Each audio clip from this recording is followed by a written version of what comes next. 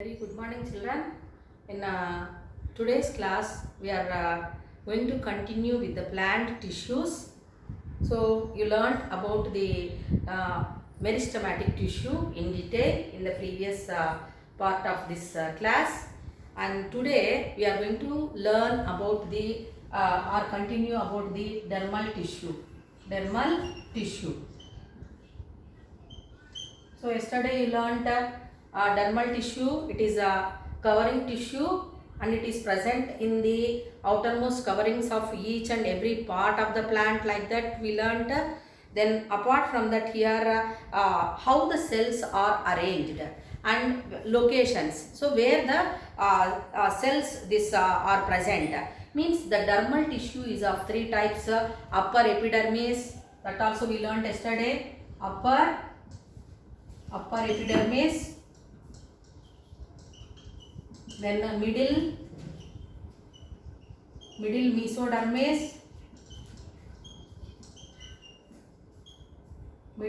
mesodermis, and inner dermis. So like that we learned. So three layers of inner endodermis also we can write. Inner endodermis or dermis we can write. Endodermis.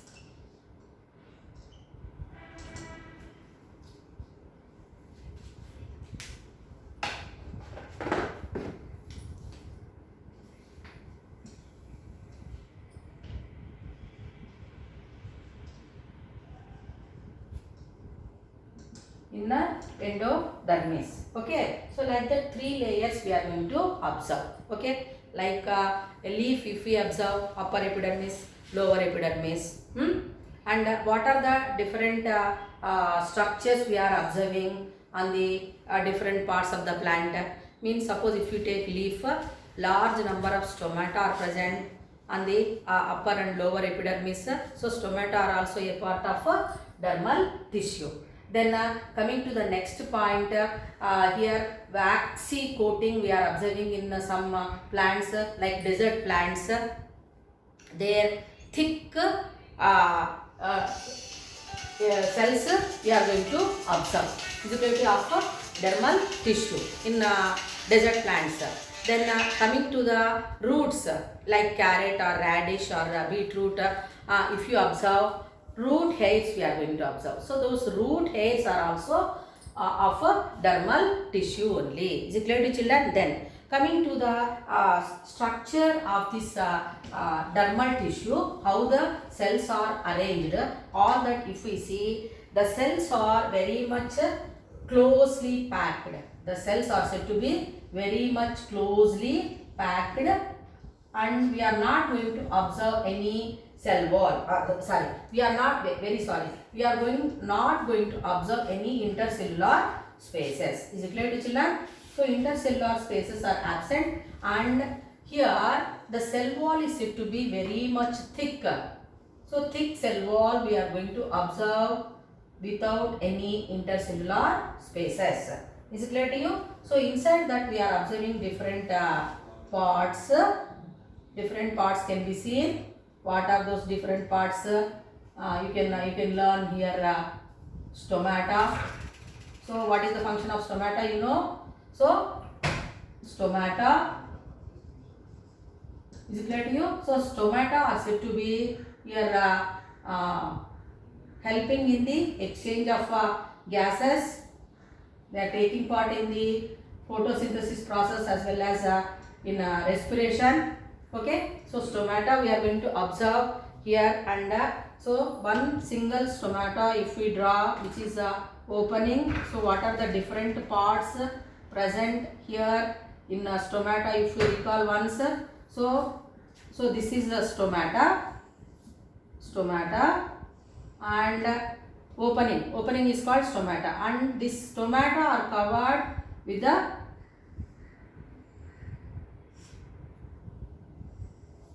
layers. So what are they here? Stomatal aperture, and these are God cells, and this is stomatal aperture, stomatal aperture, and next one is said to be here epidermal cells. So these cells which we are observing, epidermal cells, epidermal cells. Is it clear to you? So this epidermal cells means again it is coming under dermal tissues only. So now the God cells are there and chloroplasts are also there, all parts. But what you have to understand with that means stomata is going to be developing from the dermal tissue. Then carrot or radish or beetroot, if you observe, so fine hair-like structures we can see. They are nothing but root hairs, and these root hairs are also developed from the dermal tissue. Now here the cell wall of these cells are very much thick. So because why I am making you again and again to remember this means you will be given a question that write the differences between meristematic tissue and dermal tissue, like that you will be given question. So structure if we see here of dermal tissue, the cells are having thick cell wall and they are closely packed. Apart from that, they do not have any intercellular spaces. Is it clear to children? Then, so the stomata are also produced from the dermal tissue. You have to remember the root hairs are also developed from dermal tissue. So coming to the next point, have you observed any time that like acacia plant if you observe, or what is that drumstick tree if you observe, or a neem tree if you observe, a sticky substance will be oozing out, so which we call it as gum. Okay, so the gum is also produced from the cells of dermal tissue only. That point you have to remember. So gum is all extracted from the yellow color sticky substance whichever is oozing from the cut portions of the stems of those plants is called as gum. That gum is also produced from the dermal tissue. Is it clear to children? So the dermal tissue is performing different functions. Just now we learned stomata, then like gum it is produced, then stomata, you can say root hairs, you can say, which are all developed from the dermal tissue. So now what are the functions carried out by the dermal tissue? That we will discuss now.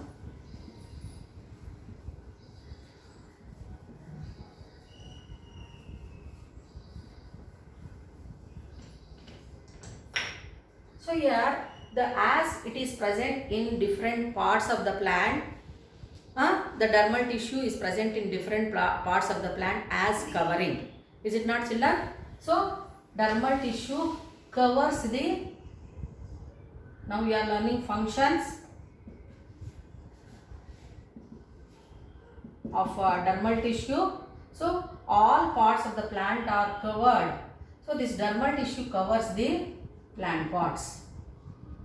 Plant parts are covered because of this dermal tissue, and it is present in different parts of the plant, I said, and exemptions are there in different plants, different situations. The dermal tissue is performing different functions. Is it clear to you? But basically, what is the major function of dermal tissue means it covers the plants. So as it covers the plant parts, it helps in protection. It helps in protection of all the parts of the plants. Is it clear to children? Then suppose if you take a stomata which are developed from the dermal tissue, they help in the process of exchange of gases. So that is a gaseous exchange.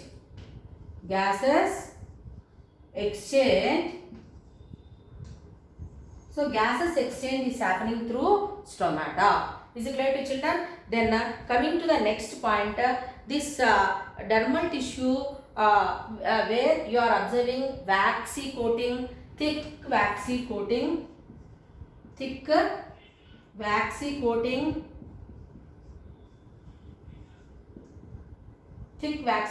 present on the portions of desert plants. Desert plants. So desert plants, cactus, opuntia, aloe vera. If we observe those plants, we are observing very much thick waxy coating. Okay, leaves we are not observing in those plants, and the stem is covered by waxy coating. So that waxy coating also how we got means that is because of dermal tissue, and the cell wall of those plants has become very much thick, which helps the desert plants to protect for protection. Apart from that, it helps in avoiding the process of transpiration. Okay, so as they live in deserts, so this thick waxy coating is helping in avoiding, I will write here, loss of water. Loss of water from the plant because they live in desert conditions. Is it clear to children? So already water problem is there for the desert plants. So they have to survive in the adverse conditions. Is it not? So how those plants are able to survive? Because of a thick waxy coating whichever is produced from that dermal tissue of desert plants will help in avoiding the loss of water through transpiration. Okay, so transpiration means what? Removal of excess water through the stomata of leaves is called transpiration.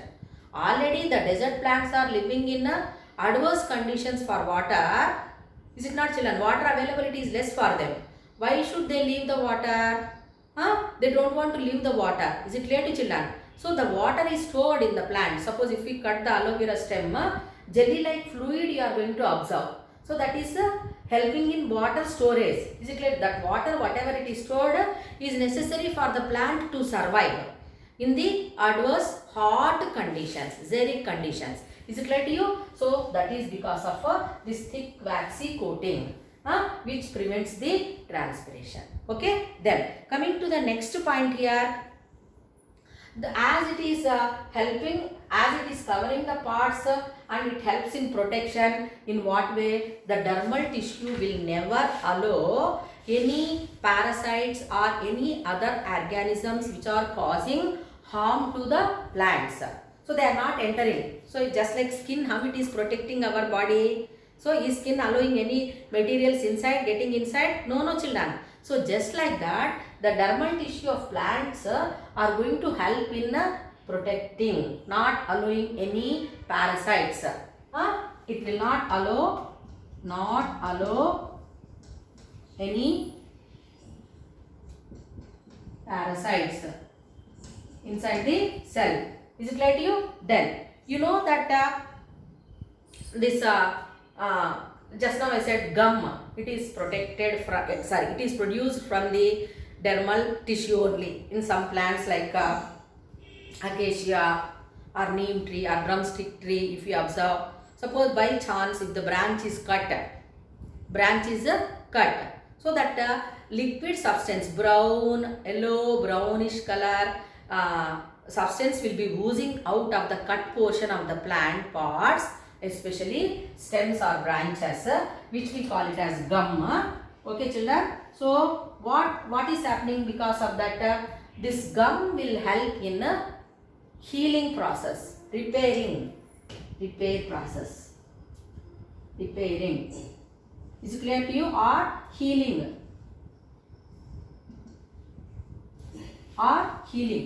In healing process, healing and that stem, we cut the branches of that particular plants. So when we are cutting the branches of the plant will not survive, children. Is it not, children? Is it not? So but the plant is able to survive. We are observing when we cut the branches, new branches are going to develop like that. So how it is happening means that gum, sticky substance is produced and it will make that particular part, whichever is cut, is going to be healed. Okay, just like manaki wound aite, if we get any wound, so after few days the wound is not seen. So new cells are going to be helping in covering that part of a wound. So just like that here, the dermal tissue whichever is producing gum is going to help in healing or repairing process. The wound is getting healed up. Is it clear to children? But Here, in that way, the gum is helping, no doubt, of the plants. But that gum is having so much of commercial value. We are making use of gum, is it not, children? So we are using gum in a binding industry, binding materials, adhesives.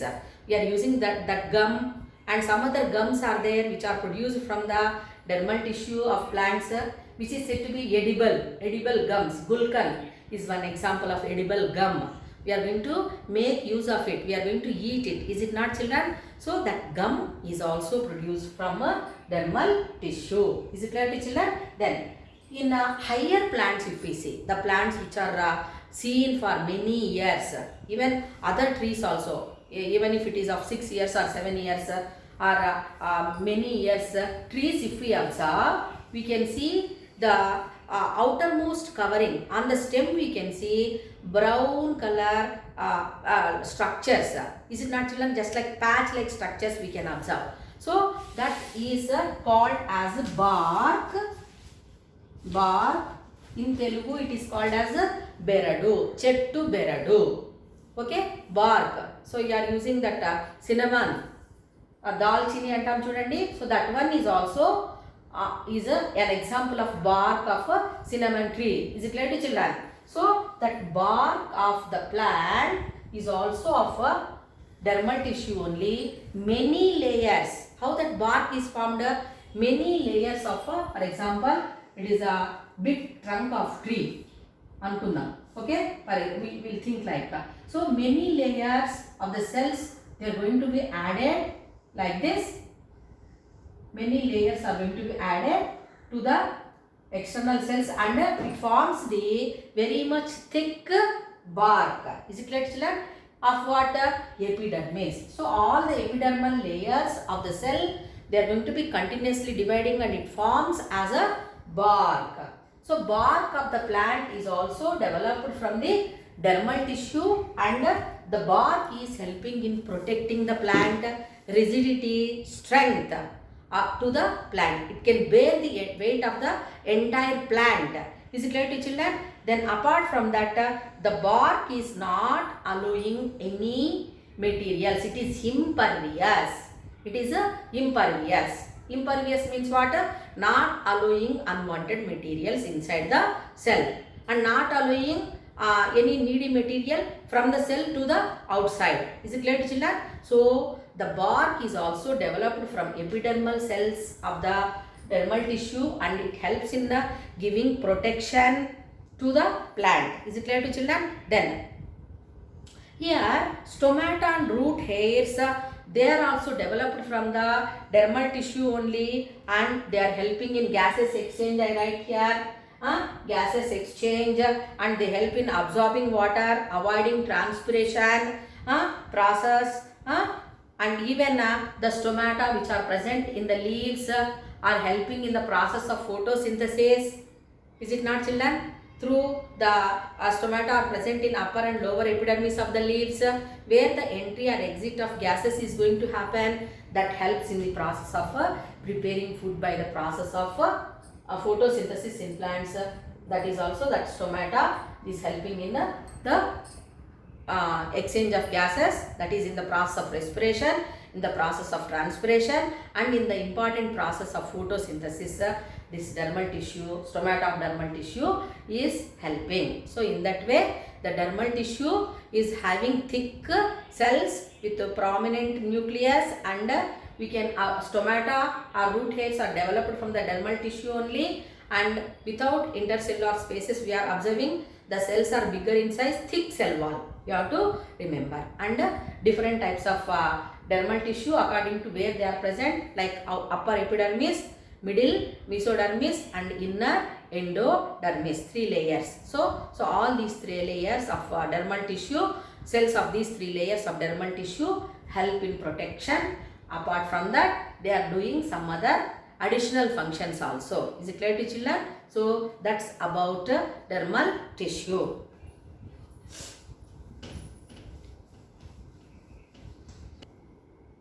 Now let us learn about ground tissue. Ground tissue. So In the beginning you learned that ground tissue, it helps in the bulk formation. Bulk formation of the plant parts. Apart from that, if we observe the cells of this ground tissue, they are large in size and prominent nucleus with a prominent nucleus.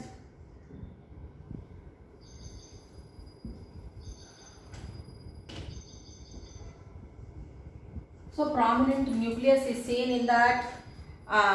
Now we can observe nucleolus also. Inside the nucleus we can see, and you know that it helps in the formation of bulk.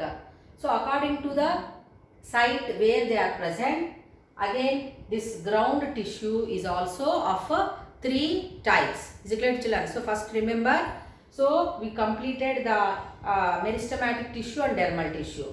Now we are going to start the ground tissue. Ground tissue helps in the bulk formation. Okay, and it contains the cells in large size, and they are prominently seen nucleus. Inside that nucleus we can observe the nucleolus also. Sometimes thin cell wall, sometimes thick cell wall we can see. Intercellular spaces will be present or not there according to the type of ground tissue. Is it clear to you? So we are going to observe the arrangement of cells like that. So now how many types of ground tissue is there? How many types of ground tissue? So there are three types of ground tissue. Three types of ground tissue we are going to observe. One is said to be parenchyma. Second one is collenchyma. Collenchyma. And third one is sclerenchyma. Sclerenchyma. Is it right to you? Parenchyma, collenchyma and sclerenchyma. So these are the three different types of ground tissue. Okay.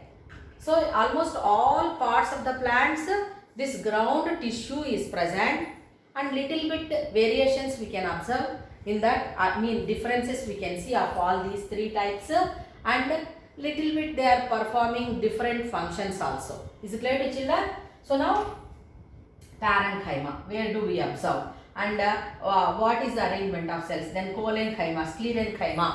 Suppose if we see here, first let us learn about parenchyma, okay, of a ground tissue. So it is a fundamental tissue actually. It's fundamental why it is almost all parts of the plant we can observe this parenchyma. Is it clear to children? So now here the cells of parenchyma are soft. Cells are soft and thin cell wall. They contain, all the cells contain thin cell wall. Thin cell wall we can observe, and here we can observe here loosely packed. The cells are soft, having thin cell wall, and the cells of parenchyma are loosely packed. Loosely packed. Loosely packed means what here? We can observe in between the cells spaces, some gaps we can see, which we call it as intercellular spaces. Okay, we are going to observe intercellular spaces, and nucleus is also present in them. Okay, nucleus is also present. So nucleus is also there. Suppose if we observe the parenchyma cells, so they are arranged like this. Okay, so the cell wall is said to be thin, and prominent nucleus is seen with thin cell wall. This is nucleus, and this gap whichever is there, it is called intercellular space. Intercellular space, this entire gap. Is it clear to you? And these structures are nucleus. Nuclei plural. Nucleus. And this structure, outer covering it one, we call it as this structure cell wall. So cell wall of parenchyma is thin and all the cells are soft and loosely packed, nucleus is seen. Prominent nucleus is seen in parenchyma. Is it clear to children? Then coming to the next point here, you learned that this parenchyma, as it is present in almost all parts of the plant, and it is present in all parts of the plant, and the type of function what it is going to be carried out. So this parenchyma is of again. So this parenchyma is of three types. So first one is chlorenchyma. CHLORENCHYMA. Chlorenchyma, not cholenchyma, children. Okay, chlorenchyma. Then water storage tissue. Water storage or storage tissue. Storage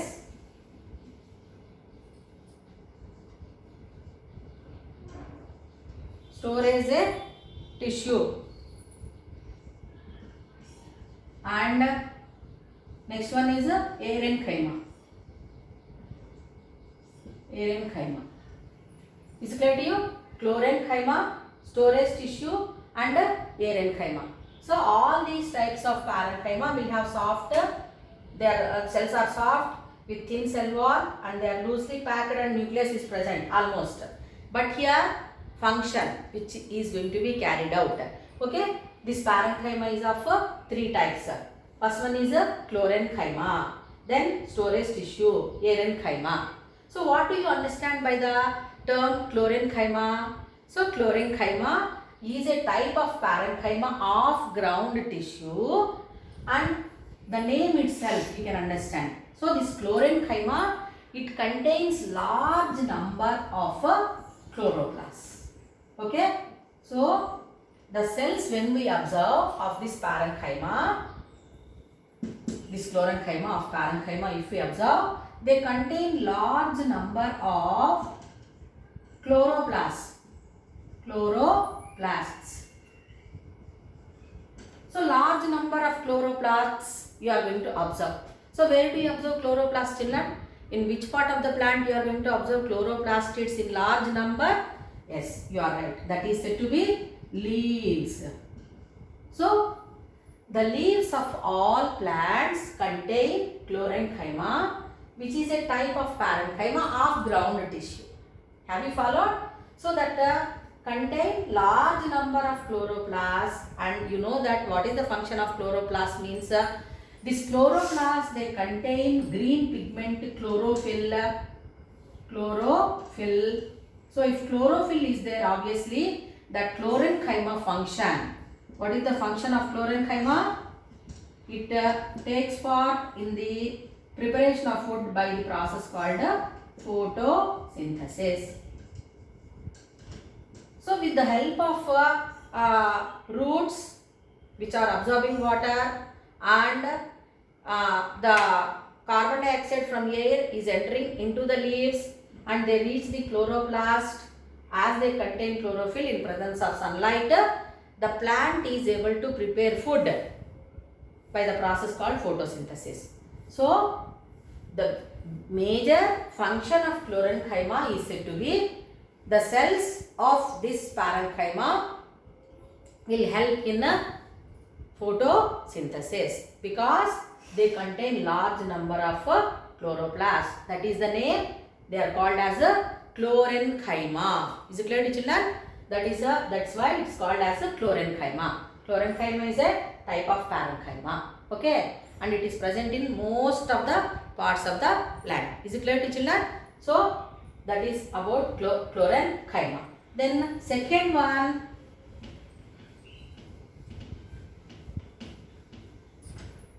arenchyma.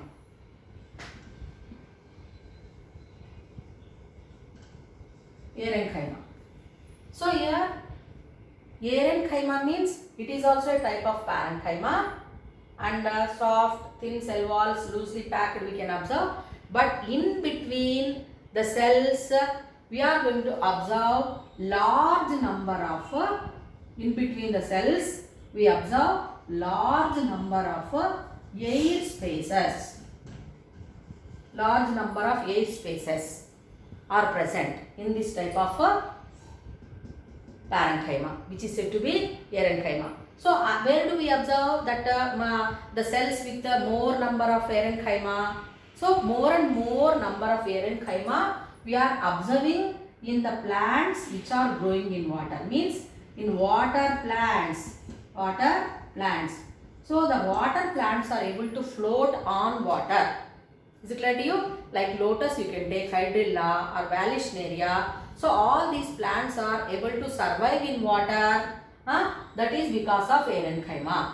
Why? Air spaces are there, and those air spaces are filled with water and filled with air, and that makes the plant light in weight so that it will float, or it can withstand the adverse conditions to survive in water. Okay children, then last one is said to be what is that? Another parenchyma, that is storage tissue. Storage tissue. So this storage tissue also is having more or less same structure, and that storage tissue of parenchyma is present in roots and stems. So roots and stems, this storage tissue is present, and the storage tissue as the name. So what it is going to store? It helps in storing food material. Okay, the food whichever is prepared by the plant in the process photosynthesis is stored in roots and stems. Is it clear to you? So the roots and the stems, they store food material. So that is because of storage tissue of parenchyma. When the food is stored in roots and stems, so I give examples of roots and stems which are used as vegetables, means you know it very well. Is it not children? Carrot, radish, beetroot, corn, taro, yam, all these are potato, all these are examples of roots and stems which store the food material because of storage tissue of parenchyma. So the roots and stems are storing the food material, okay, for future use for their plant, for the survival of plant.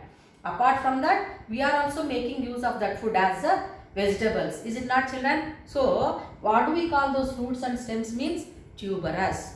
Tuberous roots, tuberous stems. We are making use of them as a food material. Is it clear to children? So now you learn about parenchyma. Remaining tissues of ground tissue, that is collenchyma and sclerenchyma, will continue tomorrow. Thank you.